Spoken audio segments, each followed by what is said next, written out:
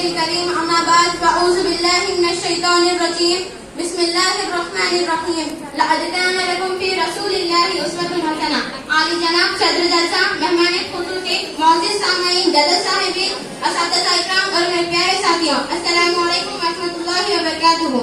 میری تقریر کا عنوان ہے یہ دین فقط سیرت سرکار سے پھیلا. میں اس موضوع پر اظہار حیات کی سعادت حاصل کر رہی ہوں. سرمایہ حیات ہے سیرت رسول کی, سرمایہ حیات ہے سیرت رسول کی, فلاح کائنات ہے سیرت رسول کی. بنجر دلوں کو آپ نے سیراب کر دیا, بنجر دلوں کو آپ نے سیراب کر دیا, ایک چشمہ صفات ہے سیرت رسول کی. اللہ پاک نے حضور صلی اللہ علیہ وسلم کا ایسا اخلاق عطا فرمایا کہ جس کی کوئی مثال نہیں ملتی. اسلام کے کامل و مکمل ہونے کا دار و مدار آپ کے اخلاق و کردار پر ہے. مذہب اسلام کی تمام تر تعلیم کا اگر ایک لفظ میں بیان کیا جائے تو وہ صرف آپ کی سیرت ہے.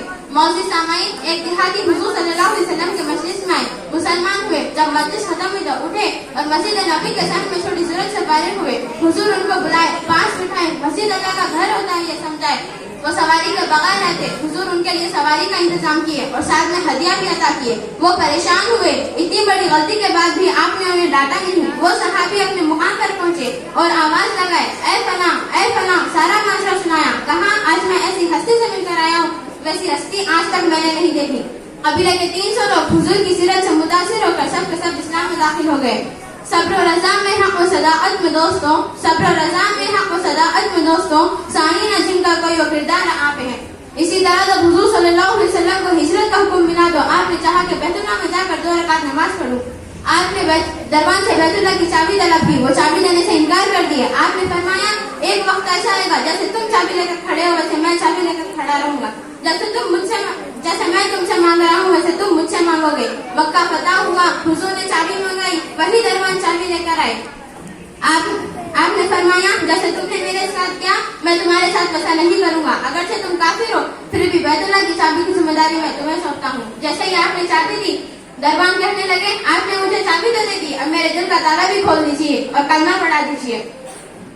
جہاں نے کفر و باطل میں نہ اس نے کچھ خلل ڈالا, جہاں نے کفر و باطل میں نہ اس نے کچھ خلل ڈالا, محبت 5 نظروں سے ہر کا دل بدل ڈالا. اکرمہ بن ابو جہل دشمن اول کا بیٹا تھا. جب مکہ فتح ہوا ان کی بیوی ام جمیل معافی کے لیے آئے تو حضور نے انہیں معاف کر دیا. انہوں نے اپنے شوہر کی سلامتی چاہی. حضور نے کہا آج معافی ہے, بلا لو. اکرمہ ڈر رہے تھے کہیں مار دیں گے. حضور نے اپنی پگڑی سر سے اتار کر اکرمہ کے پاس بھیجے اور فرمایا میری پگڑی اس بات کی علامت ہے کہ میں نے انہیں معاف کر دیا. پھر اکرمہ آئے اور حضور کی سیرت سے متاثر ہو کر ایمان لائے. جہاں نے کفر و بات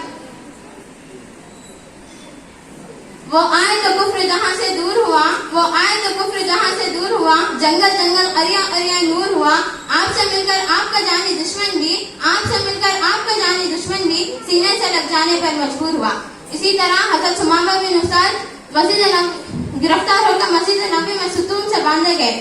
حضور آئے, کہنے لگے ثمامہ کیا خیال ہے؟ کہا کہ میں مجرم ہوں, آپ مجھے قتل کر سکتے ہیں. اگر آپ احسان کر کے چھوڑ دیں گے تو میں آپ کا شکر گزار رہوں گا. حضور نے حکم دیا ثمامہ کو چھوڑ دو.